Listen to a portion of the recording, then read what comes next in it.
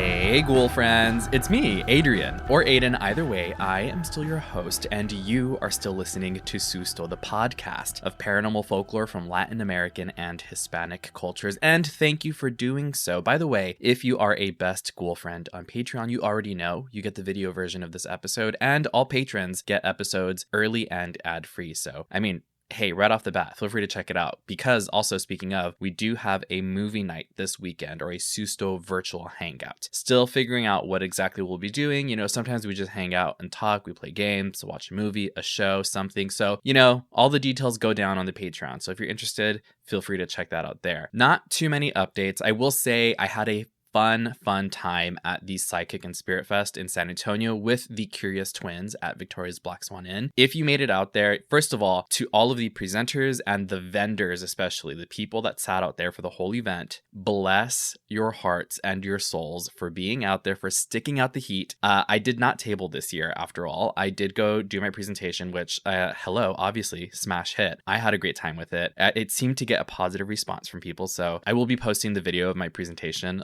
of course, also for patrons. But it was such a good time. It was worth it to be out there, to see all the really cool vendors, to listen to the other presenters speak and share. I got my aura photo taken, and a psychic presented or read it to me. And honestly, she read me down too. It was really interesting for someone to see directly into my soul that way. And Annabelle the doll was also there. I did not get a chance to see her. The lines were very long, and I didn't want to pull that card. I don't even know if I could have. I'm saying this, but I didn't want to be like, well, I'm a presenter, let me just get ahead of the line. That probably is not what would have happened either way, which is why I said, you know what, I may regret it, but I'm going to sit it out, because again, lines are so long and it was very hot. And by that point, we had already been there for like half of the day. So I was ready to kind of get back home, shower, and relax. But speaking of spending the day in San Antonio, I did post a vlog of me and Jeff's day over in San Antonio. So if you'd like to check it out, we did a couple spooky things because... what a beautiful segue. Me. Good job, me. Pat on the back. Susto is now available on YouTube and YouTube Music, which means the podcast itself is going to be published on YouTube as well. Don't ask me why it took me so long, but it did, and it's finally there. So if you prefer to listen on YouTube, by all means, please. It is now available there. It's still available, of course, on all the other podcast platforms, but that's just another one it's going to be on now. And I will also be making video content, public video content that will be on the YouTube. Of course, all the videos will be on Patreon ad-free, but they will be on YouTube for the public as well. So make sure you go check that out and subscribe to youtube.com/@SustoPodcast. It's got my cover art in there with the hands and the crystal ball, so you can't miss it. Please subscribe. I hope you all enjoy it. It's going to be stuff that is Susto related, paranormal related. It may just be random fun things. I think the most recent one I posted was I was looking for boots for a show that I went to. So again, you can see all about those things by visiting youtube.com/@SustoPodcast. It's the same social media handle across all platforms. So please subscribe, like the videos, and I hope that you really do enjoy them. One final update I have for you. I will be doing an event with the Austin Public Library. I'm very excited. They invited me to do a summer campfire storytelling kind of session. I've done this thing with them before, and it's very fun. It's very exciting, and it's free. And you can RSVP by visiting the Susto link tree, which is linktr.ee/Susto. And it's right at the top, Susto at Austin Public Library. It's free to go. Save your spot. And this will be at the Ruiz branch of Austin Public Library. So you can go visit that link and then save your spot, and I will see you there. It'll be very fun. Okay, that's it for the updates. One final thing before we get into today's story, ghoul friends. I do want to let you know that there is mention of suicide in this story. So as always, listener discretion is advised. Please care for yourselves and do what you need to do. Without further ado, we will get into today's story, which is the story of La Casa de los Tubos.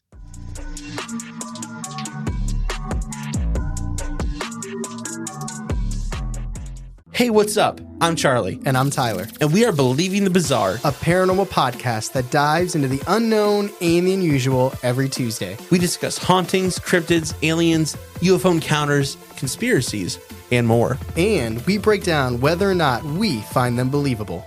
All right, listen, if you're not paying for electricity, you're not paying for dinner. Saw a terrifying looking face pressed to the window with gaping eyes. Almost reached it when the laughter stopped suddenly, and a sound behind me made me turn around. Like, sorry, like, I was gonna do it, but then I had SpaceX.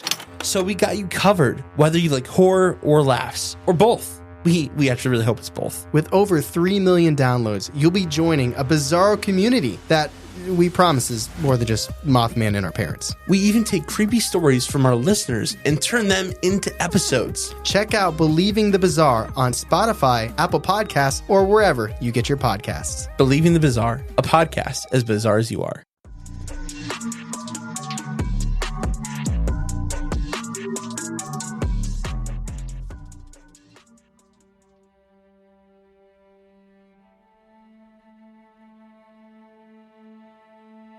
In the 1970s, at the edge of Monterrey, Nuevo León, something began to rise from the earth. Something strange, something not quite right.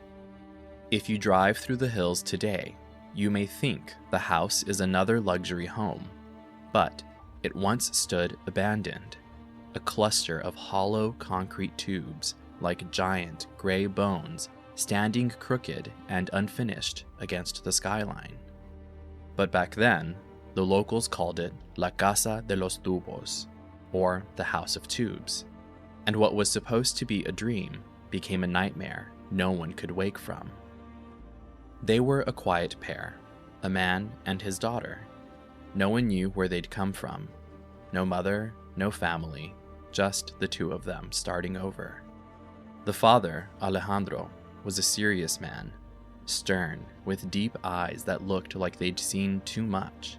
But with his daughter, Lucia, something softened in him. She was around 9 or 10, sweet, thoughtful, and quiet.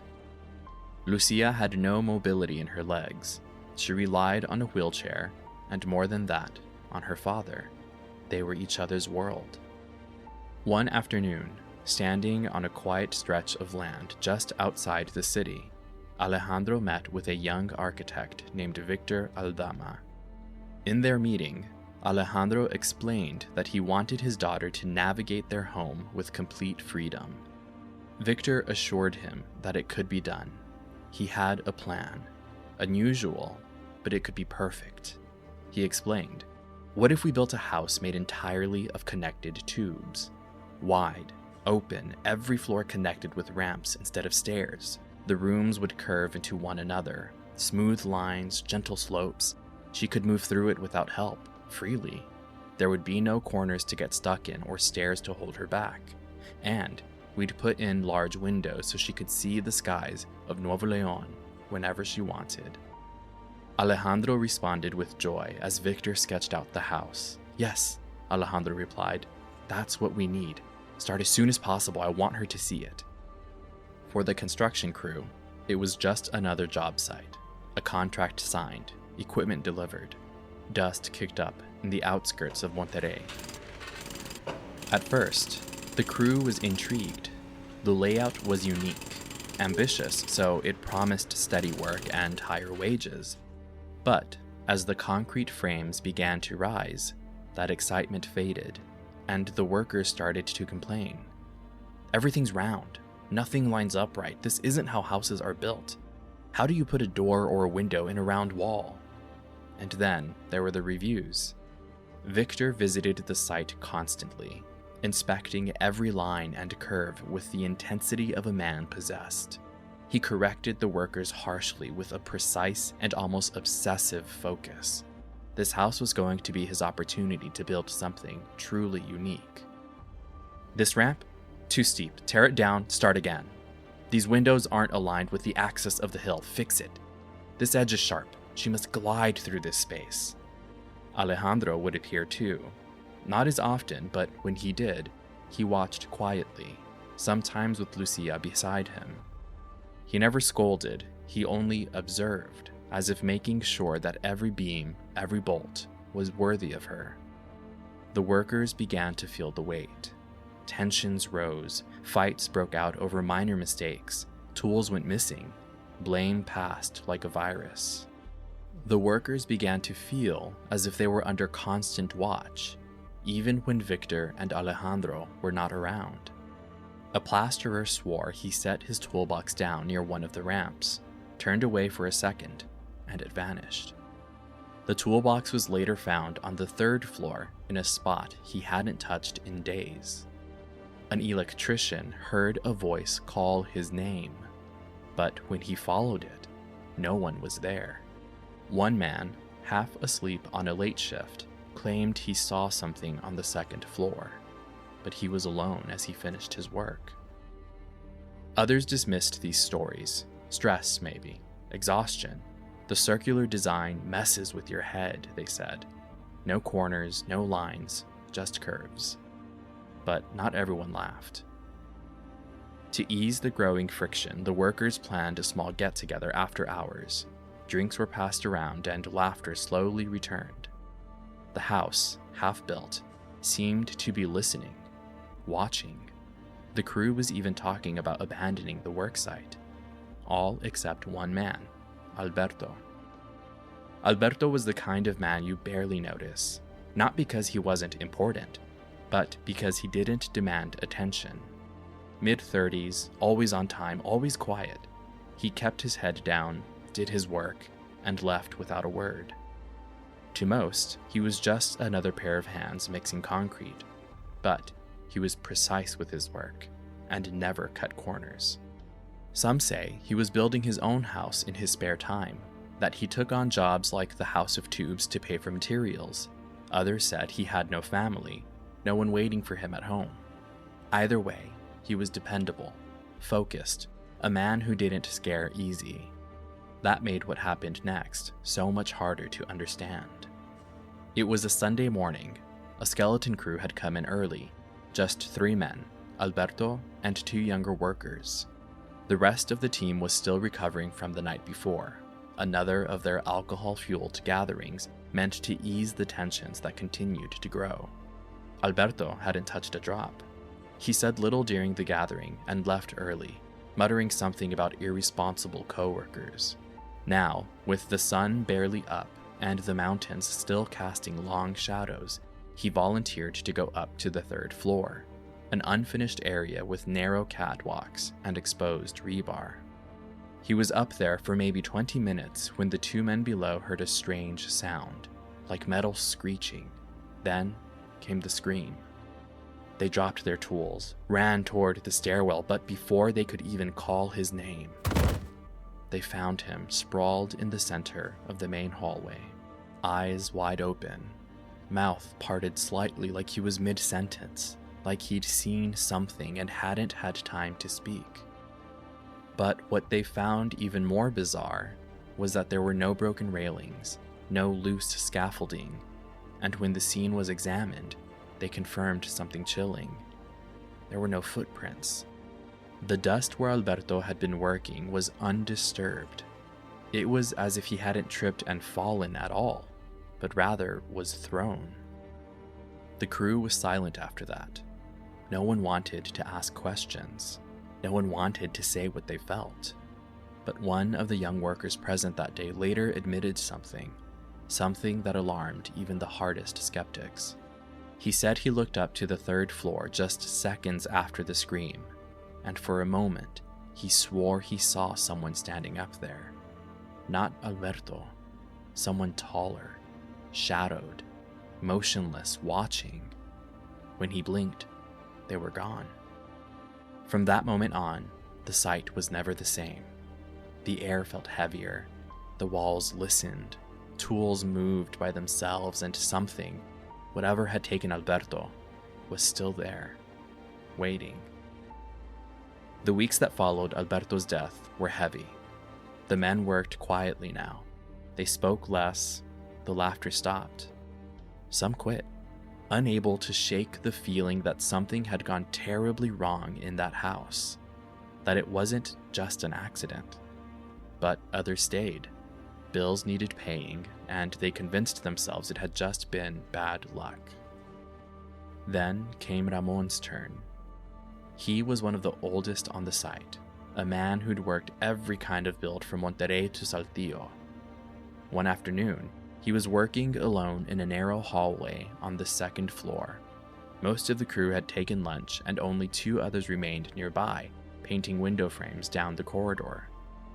Ramon had just started stacking buckets of plaster mix when he paused, sensing something. A chill swept down his back. He turned to look behind him. No one. And then, before he could move, a full rack of materials, wooden beams, rebar, bags of cement crashed down from the scaffolding overhead. It was over in seconds. The others rushed to dig him out, their hands shaking, shouting his name, but it was too late. Ramon lay crushed beneath the weight of it all, his eyes still wide open in disbelief. The beams had been secure, the scaffold untouched. No one had been near it. Victor and the other engineers reviewed it all. Nothing made sense. The fall should have been impossible. But one of the workers, pale and trembling, swore he heard Ramon speak just before it happened. He said he heard him mutter, "The land doesn't want us here." That day, half the crew quit. Still, Alejandro pushed forward. He was desperate to finish it. He believed, had to believe, that once Lucia lived in her new home, it would all be worth it. A few weeks later, with most of the structure complete, he brought her to see it. Lucia's eyes lit up. She explored the ramps, rolled down the wide corridors, smiled for the first time in months. No one saw when she slipped away. The story goes that she wheeled herself higher and higher up the unfinished ramps, following the light from the windows. No one noticed until it was too late. Alejandro found her body on the ground below the largest window on the 3rd floor. His world ended at that moment. All construction was halted immediately, but Alejandro stayed. He began living in the house alone. No furniture, no light, just bottles of mezcal and his grief. Neighbors said they saw him wandering the halls at night, talking to no one, sometimes crying, sometimes laughing. And then, one day, he was gone too. They found him in the main cylinder beneath a skylight, slumped over, still holding her favorite drawing in one hand, a picture of the house they'd never lived in together, and a gun in the other. The house stood empty for years, a skeleton of sorrow against the hills of Monterrey.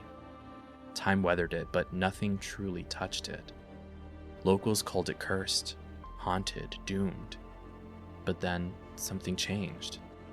An ambitious architecture firm, modern, sleek, full of bright-eyed designers, saw the shell not as haunted, but as historic. They came with cranes, steel, glass, and confidence. They didn't believe in curses. They completed what Alejandro had started, finished the ramps, recut the windows, polished the concrete bones into a minimalist marvel. It was reborn as a modern luxury home, open plan, sunlight-drenched, and painfully expensive.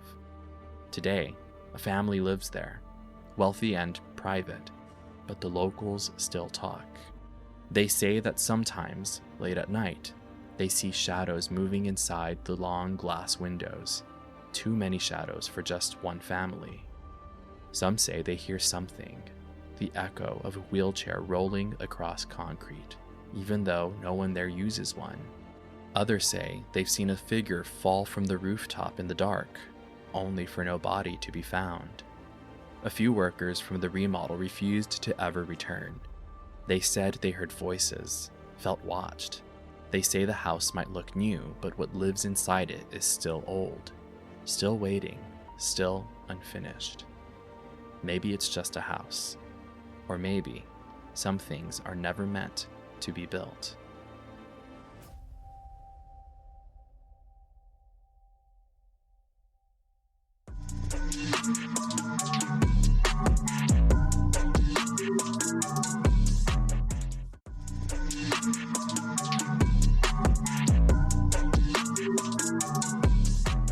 Welcome back, Ghoul friends. Thank you so much for tuning in for that story. So we do have a couple sources to go through, not a ton. This was one of those stories that is very specific to the region, so there are not many variations of it. So again, this is a real place. La Casa de los Tubos, the House of Tubes, is a real house in Monterrey. The lore, the legend around it is only in that area. So of course, there's less opportunity for that story to morph. However, we did take some creative liberties in putting the story together. Again, this was a Susto original by Jeffrey and myself. So in the people who passed away, the differences here, the first source that I want to go through is from a website called scaryforkids.com, and the entry is simply titled House of Tubes, published in 2013. And all direct links to these sources will be in the Susto Google Doc on patreon.com/Susto podcast. But again, scaryforkids.com, House of Tubes. So in this one, this story, and it's essentially the same story, but here it says that the death, the first one that happened was when the owner or the person that was having the house built for his daughter took her to visit it. And so she was there when 2 workers passed away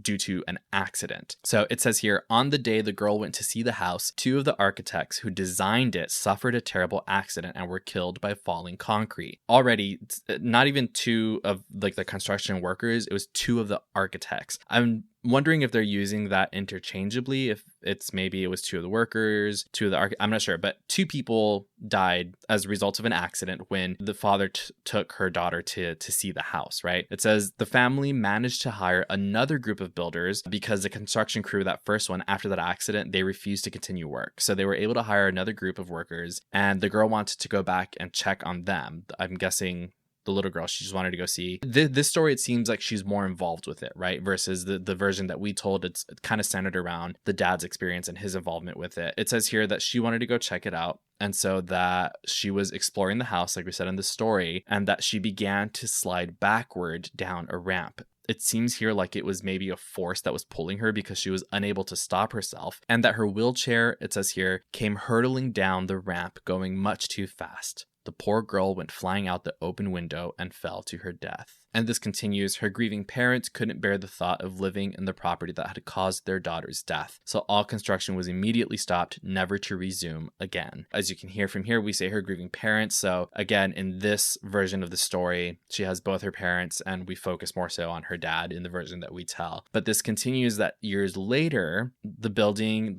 it was half finished. It was put on the market. There were not a lot of people that were interested, but one wealthy family went to see the house. It was 2 parents and I'm guessing their young son. And while they were checking out the house, the boy went off exploring on his own, and that they heard him screaming. This says, when they looked up, they saw him struggling with a little girl. As they watched in horror, the girl grabbed their son and tossed him out of the window. The boy landed on the ground below with a sickening thud. The young girl was nowhere to be found. After this terrible tragedy, the authorities fenced off the land and it was no longer available to the public. They say the house is cursed and it is haunted by the ghosts of the 2 children who died there. This would kind of lead you to believe like, oh, the ghost of the girl who died there, she attacked him, right? Then it's like, what if it was an attack? What attacked those 2 construction workers and what attacked the little girl? So I think it's maybe like, it could be an entity if we wanted to like flesh out this idea of what is actually happening in the House of Tubes. It could be an entity, I think maybe that's taking different forms. So I'm not sure what form the construction workers may have seen, if anything at all, or what the little girl saw, but then it could possibly have taken the form of the girl to get the little boy that the other people saw. I don't know, but this finishes, it says, it is said that at night the horrible sound of a young girl weeping can be heard, and the ghostly apparition of a young boy has been spotted playing in the entrance. Some people claim to have seen a young girl standing at the open window of one of the upper floors and waving at passersby. Again, it's always, for some reason to me, it's a little creepier when it's kids, because you don't expect to see, you expect people to live full lives. That is always the hope and the goal, right? And also demons, quote demons, notoriously take shape of children, right? To kind of lure people in. They take the form of something innocent so that you're disarmed, right? Anyway.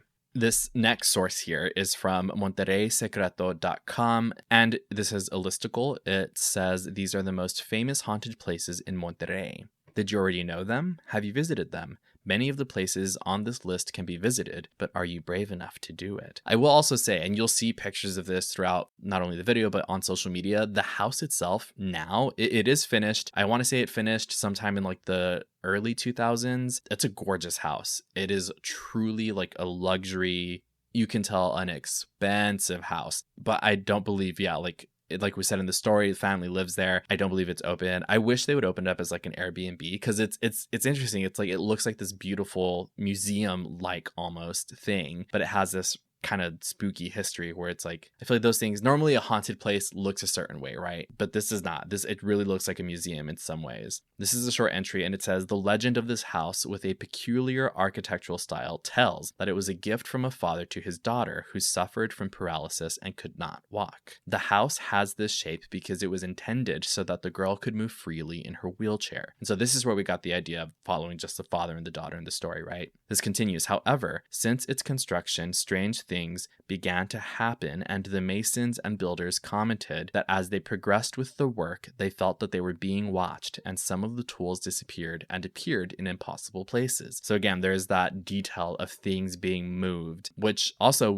oh my god, new theory. So maybe not an entity. What if it was duendes? Because we know that duendes can be mischievous and they can move things around. They can also lead people to their deaths. They lure them away, right? But typically they're like forest dwelling creatures. I'm not sure. This looks like it's like a mountainside. So maybe they could be in this area. I don't know. They said a girl. They could have meant like a small girl, like a child. I don't know.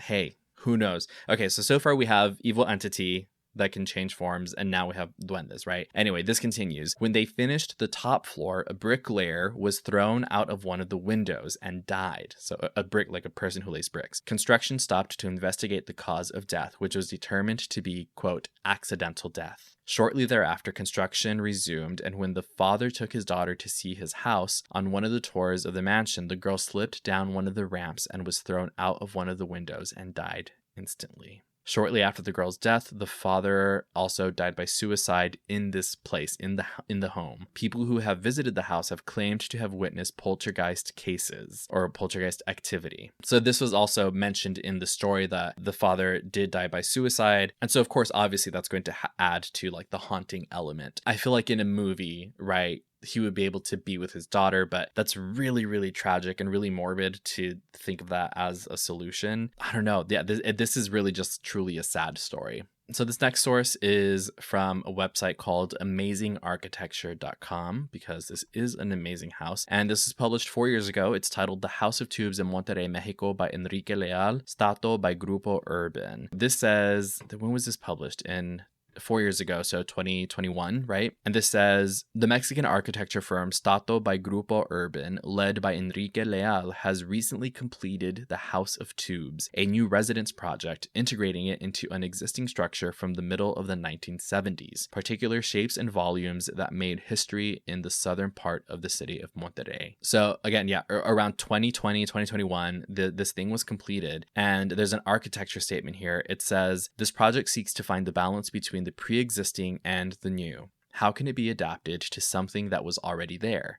The needs and wishes to a shape that does not present a direct dialogue with them. The answer was complex. Demolishing the house was the first impulse that made sense in face of the challenge. Rescuing the structure and integrating the necessities led us to a point where the analysis became challenging and insinuating. We discovered that eradicating as well as replicating were language that didn't translate to the project. Okay, and then there's more to this architecture statement. So it's really interesting to see how an architecture like this looks at a building, you know, at the very base level. This is a building, it's a structure, but to see how someone thinks about it. And there are a ton of pictures on this link itself, so you can really see like all of the details. And it's just, I don't know, it's just cool to look at and see how they managed to meld those two things, because again, you can see why they called it the House of Tubos. It looks like these pipes standing up, and then you can see the structure that they added. Almost looks like it's a separate thing, but they made it work. I don't know. It's beautiful. But to read a bit from this link, it says, the property is located within the Guadalupe municipality, which is a part of the metropolitan area of Monterrey, Mexico, located in Cerro de la Silla, which is one of the most emblematic mountains in the city and in Mexico. ago. The whole property is located at the foot of the mountain. It has a 45-degree slope, which represents more than 50% of its surface. This says a little bit later, the original property, which has several cylinder-shaped buildings, had not been finished since the beginning of the construction in the mid-1970s. The building is known amongst locals as La Casa de los Tubos. La Casa de los Tubos has captivated the city's imagination. Its unique design and the fact that it was never finished allowed space for some urban legends. So they even mentioned that here. They do not get into the specifics of the urban legends on this website, and I wish they did, just because it's such a professional presentation of this house, but that's probably why they didn't get into it, because this is supposed to be a professional representation of the house. But again, tons of pictures that you all should check out. It's looking at a museum. Like, I would be worried to live in here. I'd be like, I can't touch anything. And again, this is at amazingarchitecture.com, the House of Tubes. There's even sketches here of the house when they decided to do this modern kind of integration into it. It's really cool. What I will say, I think is an interesting detail, is at the center of both of the structures, the original tubes and the modern kind of thing, is one of the tubes they have here in the sketch, and they said it's the pool. It's a water joint element. That's kind of how they joined the two things. And I don't know how intentional that was, but the idea of water, which we know is a conduit, is being used to meld past and the present, or the past and the future, and the water is the present. You know, it's all like, it's a pool, right? You look at it, it's like, oh, it's just a pool in a house. But I don't know, it feels like having it in that specific area in the center of the house, in the center of these two things, is very intentional. Who knows? Maybe it was just, aesthetically it was the best choice, but I don't know, I think spiritually I think it was a spiritual choice. And that is purely conjecture. I do not know this architect at all, or this designer at all. So completely not up to me. The last thing we have here is kind of a source, but not really. I mean, they do talk about the home, but they don't talk about the legend. Is a video on YouTube, and it's called The House of Tubes in Monterrey, Mexico by Enrique Leal - Stato by Grupo Urban. And it's just a video of this house itself. So if you don't want to scroll through the pictures, you can watch this video. And there's a voiceover talking about the house and the architecture, and it's very like moody and artsy. So I mean, it's beautiful. If you have millions of dollars and you're looking for inspiration to build a home, watch this video. And also send me $1, please.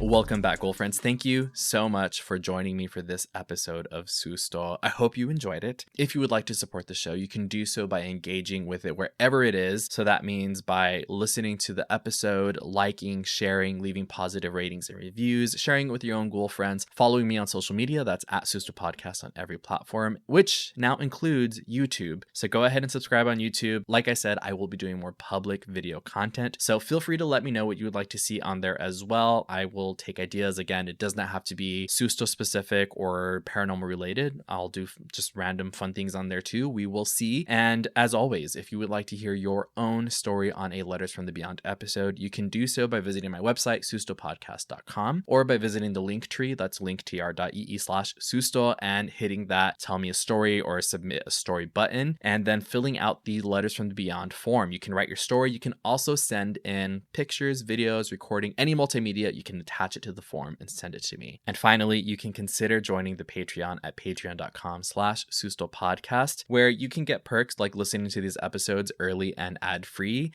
video content, including the video versions of these episodes, depending on your tier. So feel free to check that out. Patreon.com/SustoPodcast. See which one works for you. Speaking of, thank you so much to this episode's patrons. Your support means the underworld to me, and you are Liza, Sadie, Rachel, Alejandra, Luther, April, D, Josette, Sam, Mandy, Jules, Lori, Jeannie, Monica, Desiree C, Ashes, Neressa, Rachel, Azucena, Marlene, Chata, Lainey, Desiree A, Carla, Archer, Ricardo, Vanessa, Maritza, Nieves, Manermal, Iris, Mar, Flor, and Selena. Thank you all so much, and I will talk to you in the next one. Until then, no te asustes.